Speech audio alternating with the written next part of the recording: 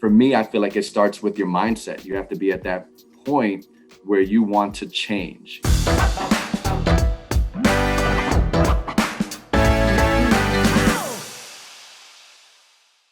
What's up, everyone? How are you doing? I am super excited for today's episode of Creative Haven because I interview another Mitchell, and it's very rare.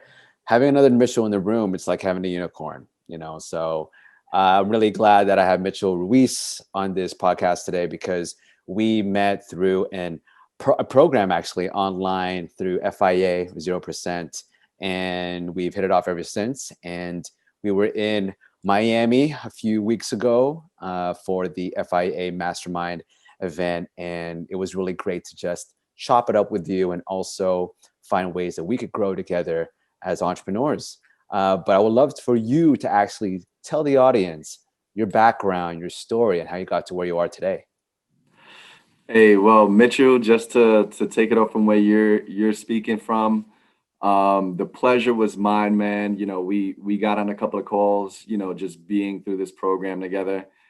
And when I pulled up, we were waiting in line to go into the location, and then I turn around and who do I see? The other Mitchell, man. And we wound up actually talking to two Jacks at the same time. So it was like Mitchell, Mitchell, Jack, Jack. It just set the tone for the whole event, man, which was amazing. And I'm proud to say that I could call you friend, brother. I appreciate that. And I think that your story is such a powerful story. And also to see us both at the event, surrounded by, a lot of, you know, different colored folks. We were very much like in the whole crowd, really experiencing the whole thing. And it's great that we have the same, type of background, but at the same time, like we understand the importance of self-development, looking in our past, though the past doesn't define us. And so it's a great way for us to reflect and also determine what our future is. And so I'd love for you to just talk about your story. It was inspiring to me, and I think it's inspiring to a lot of people out there. Thank you so much, Mitchell. Well, I mean, like you said, bringing it full circle, I was raised in the South Bronx, disenfranchised youth, single parent household, four brothers, no sisters. And, we went through a lot of trials and tribulations growing up. You think about in the 90s, the peak of hip hop and how influential music is, and that being like a defining factor for culture in New York City, especially the Bronx, the birthplace. We went through certain things that, keep your mind, and it prepares it for the imprisonment that exists there.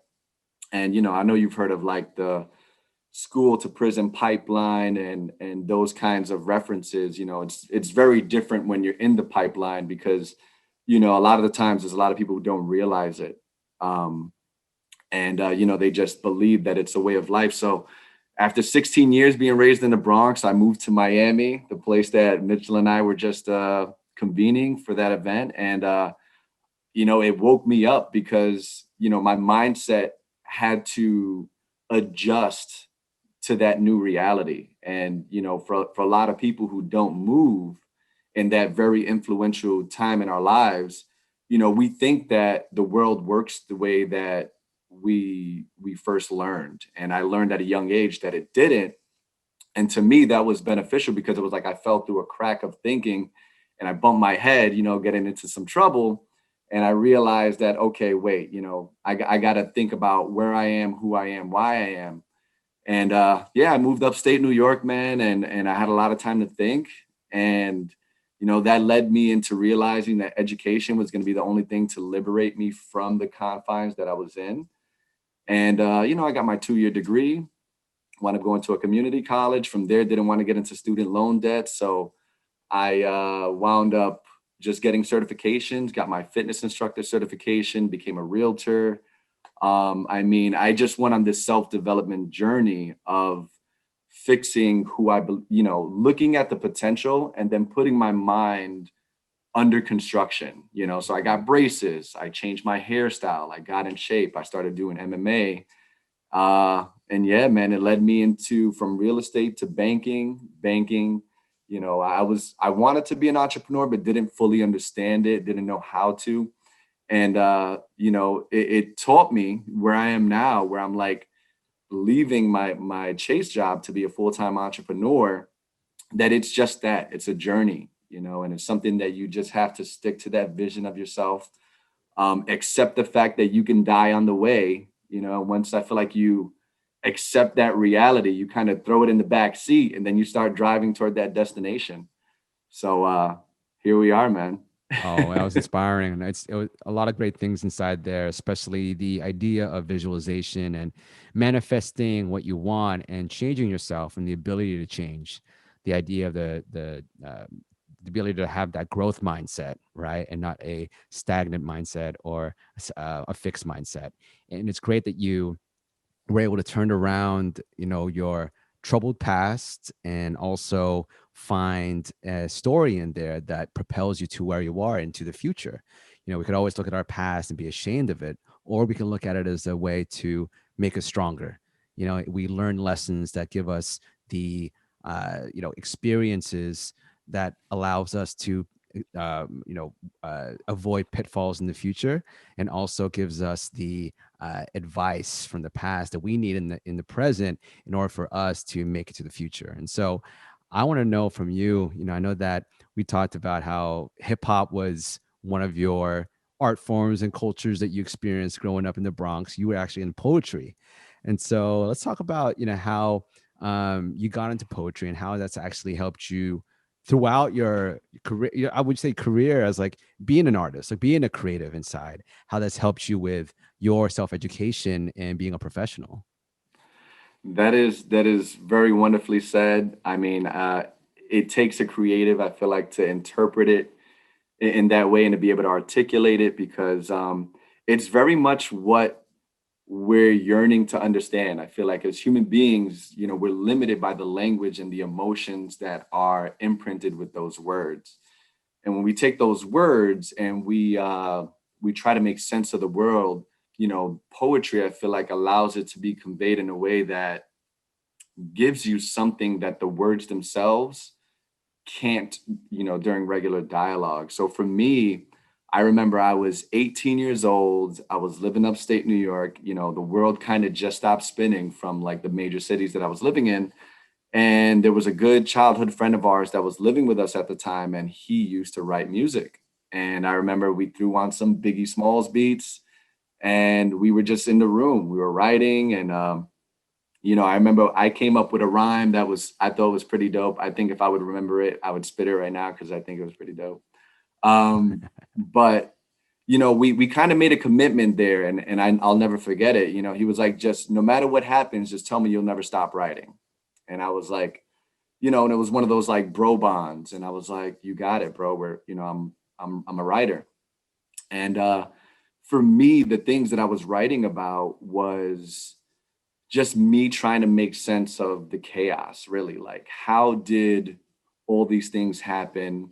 How did I survive them? And how can I make sense of this world that I knew that was wrong from the beginning? Because through hip hop, when you listen to a lot of the pre-corporate takeover, I would call it, it's all just disenfranchisement, fight the power, kind of just understanding that oppression was a real thing. And it was something of the mind to understand. And what hip hop was doing, before I feel like money got involved and they started more emphasizing on, the Tupac said it best. I saw it recently. Tupac said, I got huge balls. He said, I got huge balls. And, that's why I say what I want. I'm able to say the things that I do. He's like, when you don't have balls this big, that's when you start talking about money and hoes and these different more superficial things. And that's what corporate money started going into. So at the essence of creativity and hip hop, I feel like it was a yearning to understand the disenfranchised world with the limited information as to how the world really works. And it was the cornerstone of my analysis of going through self-education, which I feel like is the only education. I looked at all the information that I was receiving through that lens, which I chose business because, at the ground level of everything, I feel like the whole world works on trade, So in order for me to try to understand the way the world was, I had to understand that world of finance. And so I don't know, I kind of went on a tangent, but that might. No, yeah. What you're trying to say too is that the whole culture of hip hop. I've had like multiple conversations about how people who really experienced hip hop culture in the '90s, '80s, some a little bit in the 2000s before, like you said, the corporate takeover. It was of giving a voice to a community that didn't have, it wasn't empowered. If you're going to be disenfranchising a certain community and not giving them an arts program or giving them access to singing and poetry or to dance or to whatnot, all of that, what it leads to is breaking, MCing, DJing, and graph writing. And so art, to me, coming from the hip hop background, it really influences your business and your entrepreneurial insights, because you start looking at from, I don't want to say the street, but you start looking at from a hip hop point of view of it is very aggressive and machismo and battle oriented as a hip hop person and as a b-boy. But also there's the idea of love, the whole idea of love, of like showing love to your neighbor. You can get into a battle in a cipher, but at the end of the day, you're going to show love to each other. And it's that competitiveness that allows for, I think, a lot of people who grew up in the hip hop culture, who become entrepreneurs, they actually become really successful because of that mindset of like, I'm going to be competitive. I'm also going to be an individual. I'm going to be fresh, right? I'm going to be truly me and be truly authentically me, because that makes me different. That makes me, quote unquote, better than you. But at the same time, I'm going to appreciate you because we're all part of the same human race, same community. So I'm going to show you love. Like that's what I've learned in hip hop. And for you, as you bring that into, your entrepreneurial like adventures and journeys or whatnot, I see that it really reflects and makes you unique. I think there was one time when I had a meeting and I told someone, hey, I always feel like I have to uh, talk a certain way and hide my hip hop background. And the person said, no, man, just be you. That makes you unique. And that whole background of you DJing and breaking and MCing and a little bit of tagging here, like that gives you a very unique individual personality that no one can mimic. So be you. And Yes. so with you now, with this background and awesome story and these new future and new beginnings, and I think, we talked about how you just quit your job and you're ready for this new frontier. What is something that you're trying to tell the world? What's your story? What's your message? I mean, I feel like at the core, and that's such a really good expressed question. I feel like as I have these conversations with you, and what we were talking about before, it just keeps digging at the core of what we're really trying to accomplish. And, so the message that I feel like I want to communicate with people is that life is beautiful. There's so much to be hopeful for. There's so much to appreciate. And there's so much good to be had if we just believed it to be. And, bringing it back to the power of manifestation, what I'm saying, the power that our mind, our energy, our beliefs bring, that is what I feel like my plight is, because, I can very much relate to the people who are living in despair, people who may be hearing this and are just, completely, hurt, they're damaged, they want to forget. And, my message, to myself at the time, my realization at a crossroad was that, forgetting was not the answer, remembering was the answer. And it was a long journey from a mindset and a path and almost like an inheritance of self-destruction to come to a crossroad and realize like, hey, I still have a chance to construct and to build and be the potential that, was kind of whispered in my ear as a child by some teachers or like mentors that, I hope, not everybody has them, but I know that I was lucky enough to have one or two people who were like, hey, Mitch, you're Harvard material, like in sixth grade.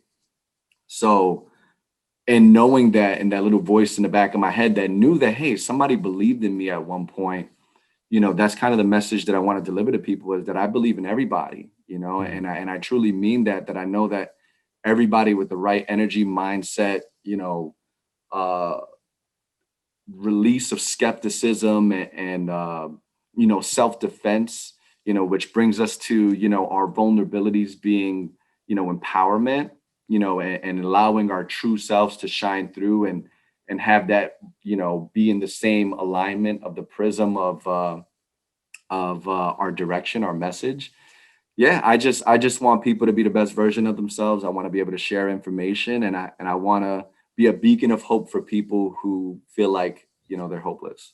No, I love that, and it's really great the way you put it, because people need to see that example.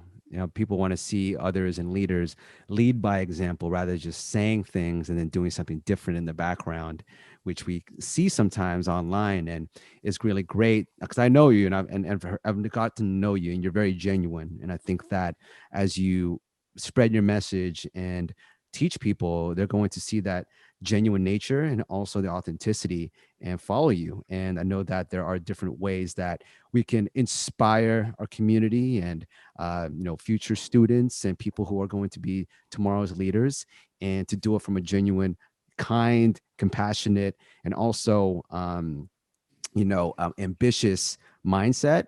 Then you're a force to be reckoned with. And so my question for you is that, as you are growing right now, you're just quit your job, you got your message, you got your purpose. What are you trying to build right now that you feel will get you to that point where you found like, what, I'm living my purpose?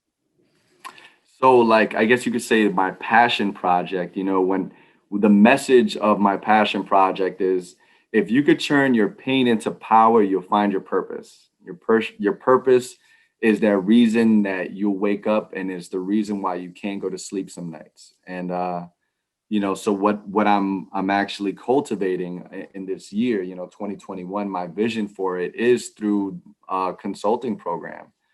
And it's for people at that crossroad, people that those are the people that I want to be advertising to, are people who are at that decision making point in their life where they like, I need a change, I need to try something different, and I know that I want better. Because I feel like the core of all of us human beings, when we look in that mirror, we want to be better, we want to grow, we want our families to be healthy.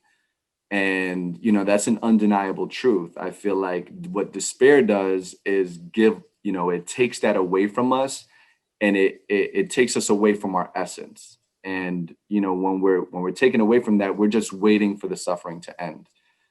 So, in understanding my own personal self-development, as you know, Mitchell, if you could solve a problem for yourself, you can solve a problem for somebody else. And that was kind of my self-development from community college till now. All the audiobooks that I've listened to, the hardcovers, it was a process of taking care of the different elements of life that hold this foundation together. So for me, I feel like it starts with your mindset. You have to be at that point where you want to change, so the first part of my consulting program is going to be focused on mindset shift. So once your mindset is shifted and ready to take action, and you have an action plan that I'm going to be providing, it's going to go into health and wellness, because you need to take care of the vehicle that's going to be able to get you there. You need to rotate those tires. You need to change the oil. You need to put some new windshield wiper blades, and you just got to be ready for a long journey and prepare for it. And so health and wellness, as a former fitness instructor, and kind of a health nut, I've tried every kind of health fad that you could think of, mixed martial artist, as you know. So, health and wellness is the second tier that you focus on. So you get your mind right, then you get your body and fitness right nutritionally. And then you transition into financial literacy. I feel like, that was the next pillar. How do I sustain my living? How do I, pay for rent, buy food? How do I think about how money works? And once you understand how money works, 90% of millionaires have a good portion of their portfolio in real estate in order to avoid taxes, which that's our biggest expense. So, and being that I was a realtor and I'm transitioning into an investor role myself, that's the fourth pillar, is real estate for beginners, to give people an understanding of how to get involved in real estate and kind of take those transitions into financial independence. Ah, that's great. I love the combination of the mindset, health and wellness, financial literacy, and then where to invest, real estate. That's a great program for anyone out there who wants to change their lives from the bad to the good, who have been where you have been before and want to change for the better. And you're that example. And I love the idea of mind and body. I think a lot of people ignore that. They focus more on the money, they focus more on the wealth.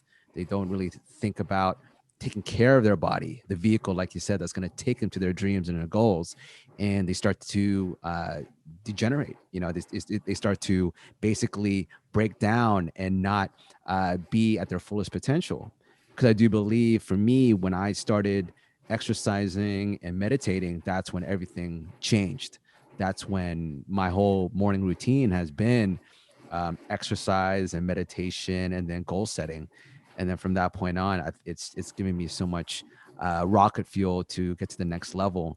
And going back to, you know, martial arts, you know, it's something that I'm really passionate about, you're passionate about, and this whole podcast is about creativity. How do you feel martial arts when you discovered it, and as you practice and train it, how has that helped you as you grow and blossom into an entrepreneur? I love the question because martial arts is a love of mine. I mean, it was first my first love is basketball, hip hop, writing, poetry, and then martial arts was the next transgression. And I mean, I first started Wing Chun. I started Kung Nice. Fu, and it was a centering. It was because it was Bruce Lee's first art. So that's what got me into that, man. And it was a universal, more philosophical approach to self defense, which is more of like a long term approach because it's negating muscle and using strictly technique. So as you Mm, become older, you can still utilize the strategies to defend yourself efficiently. love it. Um, but as far as I mean, it was probably one of the most pivotal points because I was going through a very transitional phase back when I was 26.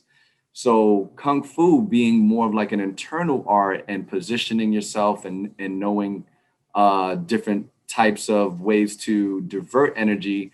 MMA, as you know, is a very much more instinctive contact kind of sport.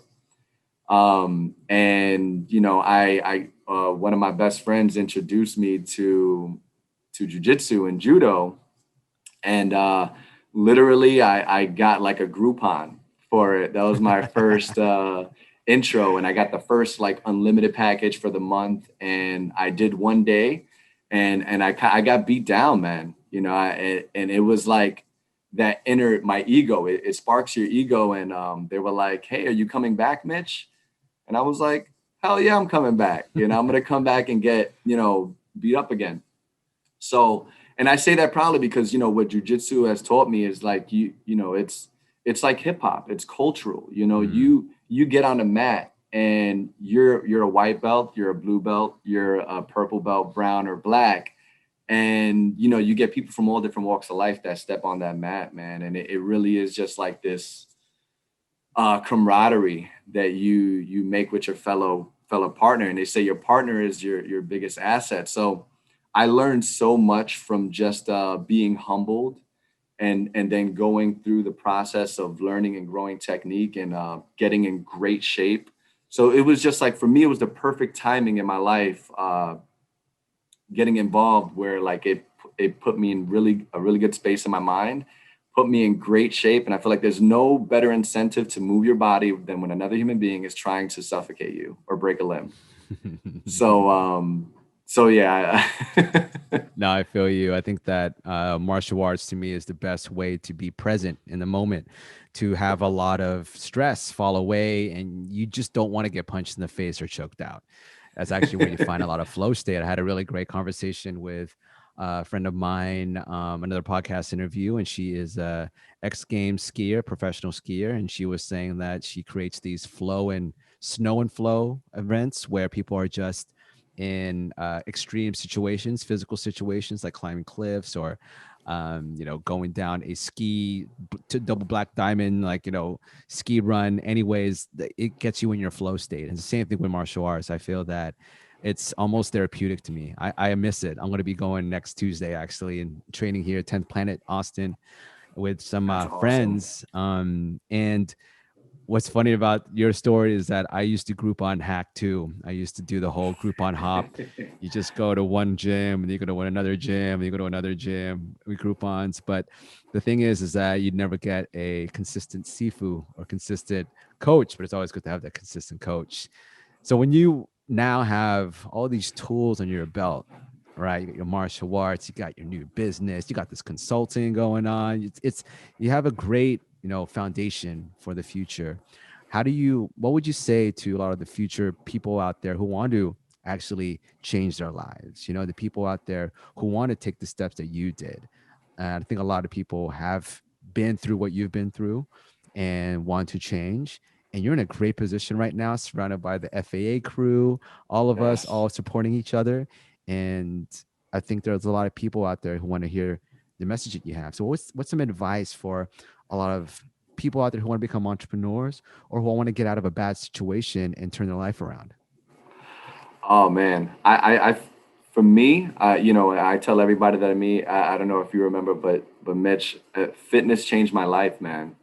If it wasn't for me taking the negative energy, crude oil that I had internalized over years, if I didn't put that energy into positive things and just kind of, it's almost like it's like investing. When you're investing, they tell you to eliminate your emotions, look at the information, and make decisions and stick to it. And that's what I did. I turned off my emotions that were defeated and wanted to kind of just put the dirt on top of me.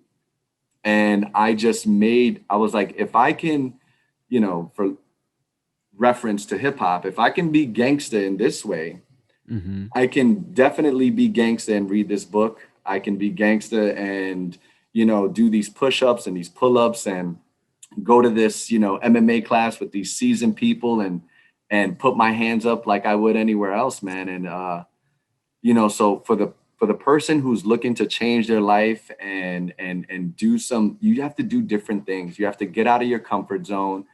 And the best thing about these like MMA gyms or like martial arts in general is that it's just a community and people, there's nothing really to be afraid of because the real good gyms, they take care of you, and they don't give you anything more than what they see you're ready for. And then when they see, where you need some work, that's when they start giving you the improvements that you need, like, hey, you made a mistake here. And it's just it's the best thing that I feel like anybody can get into because it gives you routine, it gives you a schedule, it gives you somebody to look up to if you don't have that in your life. And it gives you the confidence to feel less defensive because you start feeling like, hey man, I could kick some ass, like, so let me, you don't feel as apprehensive to, you don't have anybody to prove anything to because you know what you're capable of. I dig it. I was talking to someone else about how martial arts is a great reflection and analogy of business, actually, because you have yourself a mentor, which is your Sifu, your coach, your crew. And then you have the people around you, which is like your classmates. And you're working every single day to get better. And your classmates are hitting you up, they're helping you, you're training. And it's as you get better in martial arts, it's really the consistency. How are you consistent? Are you learning from your mistakes? Are you asking the people ahead of you, the black belts, what are the things that I should do to get to your level? Also, it's discipline. It's a consistent routine, and that consistent routine builds a habit, and then that habit builds a very ambitious and actually successful schedule. Because if you think about training every single day at 5 a.m. in the morning, at 5 to like 7 a.m., and you're just starting out, you're like, I can't do that. But do it for 3 months, it actually becomes an addiction. I have the addiction right now, and so I think that as you train in martial arts, it actually helps you in business. It's the whole idea really of just consistent action over and over again is going to get you to the next level, the compound effect, that slight Yes. edge. And so Yes. for you, bringing it all together and like, all the people out there who like been from where you've been, before and whatnot, kind of like if there was like a way for you to say like how they could, invest their money nowadays. Because I know that you have a very financial background, you have a business background and everything. A lot of financial literacy is not taught in schools. And I think that it's something that I want to actually help people with because I wasn't taught that. I had a lot of debt just a couple years ago because I was told just to rack up credit card debt and just to live the fast life, and now I think a lot of people are getting much more financially literate because of YouTube videos, because of programs like FIA, and because Yes. of podcasts and whatnot, spreading the message. So what would you say is kind of like, what would you have told yourself 10 years ago in order for you to be more financially literate? Well, like, to go forward and then back with what you said, there's, the difference now. I feel like we've learned, especially through FIA, shout out to Jeff, Mm-hmm. and Tyler and the whole team. But there's good debt and there's bad debt, Mm-hmm. and, we definitely utilize bad debt, not thinking of the long-term implications. And what I would tell myself, which is, I would have come across the information but never understood it, was bringing it back to martial arts, Bruce Lee. Mm. Bruce Lee said, and I'm paraphrasing, it's more important to focus on what to eliminate and not what you're adding to your day. Mm. So, there's a lot of things at that time that I've grown to eliminate and no longer put my time, energy, and effort into, because one, it was, liability thinking. It was either spent on liabilities or things that weren't, bringing up my number one investment, which is my body and my mind. So, I mean, spending money on information by far is the best thing that I've ever decided to do in my life. And I don't mean formal education. I feel like, me, I fell through a crack and I looked at education from a very skeptical eye because I knew that the world was developed a certain way. I knew that people are intentionally unheard. And I know that there's a stigma placed on those people to justify why, it's okay for them to be in these circumstances. When I feel like anybody that I've met in a set environment, set, living circumstance, certain self perspective, they respond the same way. It's a human response. It's like an animalistic response. They've done these studies on monkeys. You know what I mean? And it's one of those things where, you have to be an investor. And an investor. This whole thing, like, even this conversation right now with you, Mitchell, it's a conversation with myself. The same way you're conversing with me, we're talking about things that we've lived, we've felt, and we understand why they are the way that they are. And and investing in your mind's eye, decalcifying that pineal gland, getting rid of the preservatives, and thinking about long term, and through the lens of your heart, man. I really feel like your heart won't lead you astray. So I would tell that person, I would tell, hey, Mitch, I'm like, love yourself. You have purpose. You're beautiful. I love you. This is some of the affirmations that you were reminding me, and Mm-hmm. why I enjoy talking to you so much, Mitch, is that, you've been there and you understand it. And it's these principles that we've developed. So I would tell Mitchell, 18 years old, man, develop these principles, live life with a purpose, and give it what you got, man. Give it what you got. I agree. I couldn't agree anymore because, like, I think that a lot of people, when they want to spend money, it's usually on frivolous things, things that are so temporary because they're living in the now. It's really easy to grab some drinks or do some drugs or go out to Vegas or whatnot. But to spend the money on a book, spend the money on a program, spend the money on yourself to really grow, I wouldn't say it's not looked down. It's not looked down upon. It's just that it looks like to some people, if it's not a college, it's a waste of money. And I've for sure have had my parents and my brothers look at the way I spent my money on these programs, and they look at me like, why the hell are you paying a coach? I mean, there's no reason for you to pay a coach. You can ask me, if you need advice, but we know that if we want to get to a certain level, we need to ask the people who got there. We need to get mentored by the people who got there, and to invest in those people, to invest in programs, to invest in yourself and books and knowledge, and also invest in the people that you want to surround yourself with. You're going to get to that next level and achieve your goals so much faster because you're not doing it by yourself. And I think with a lot of people out there who are arrogant, I used to be like this. I always thought I can do it myself. Like, it's all me. I've got this. I'm smart enough. I can do this. And then you find yourself really tapping out because you can't do everything as an entrepreneur. You can't be the accountant, the janitor, the human resources, the CEO. You can't do all of that. So I think at the end of the day, investing in yourself, investing in your dreams, investing in your goals, it really is important, because that tells yourself that you believe in yourself. You're actually taking the money to invest in the person that's going to take care of you the whole life. It's yourself.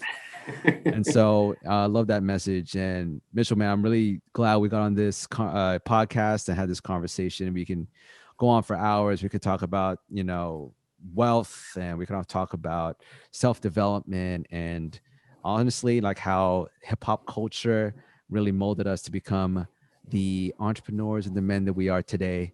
Though I know you're a busy guy who has Yes. a family, so I wouldn't want you to spend time away from your awesome fam. So before we go, I'd love for you to tell the audience where they can find you online and how could we support.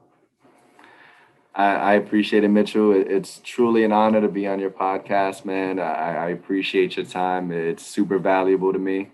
And if anybody wants to find more of me, I'm on Instagram. You can find me at real.estate.ruiz, Ruiz. You can also find the website that is complete, but it gives you like the overview of what I'm looking to accomplish with this consulting program.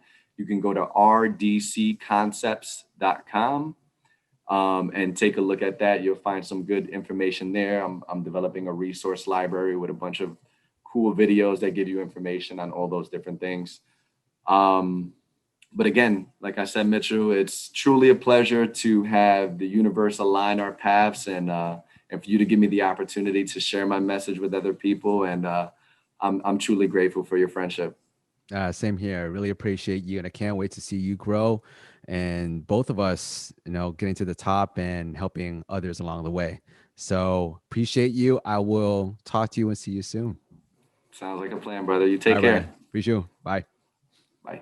Thank you for listening to the Creative Haven podcast. And if you dig it and like what you heard today, please give us a nice review and rating and share it with one of your friends that you think needs some creative inspiration. You can always find more content and resources at thecreativehaven.com, and hit me up on Instagram at Mitchell Dumlau. And if you want to reach out, collab, or ask any questions, you have my permission to slide into my DMs. So keep positive, continue to learn and hone your craft, and create all day. Salamat.